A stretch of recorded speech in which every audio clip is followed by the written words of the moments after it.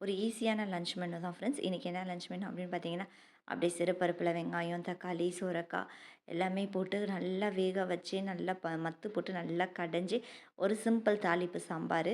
ஆனால் சிம்பிளாக இருக்கும். ஆனால் டேஸ்ட் வந்து அல்டிமேட்டாக இருக்கும். ஆனால் எங்கள் வீட்டில் சாம்பார்னால் சில பேருக்கு ஒத்துக்கவே ஒத்துக்காது. ஸோ அவங்களுக்காக கொஞ்சோண்டு புளி சாதம், அவங்களுக்கு கொஞ்சோண்டு புளி சாதம் செஞ்சுட்டு நம்மளுக்கு சுரக்காய் சாம்பார். இன்றைக்கி அதான் ஃப்ரெண்ட்ஸ் எங்கள் வீட்டில் லன்ச் மெனு. உங்கள் வீட்டில் லன்ச் மெனு என்னன்றது கண்டிப்பாக கமெண்ட் பண்ணுங்கள்.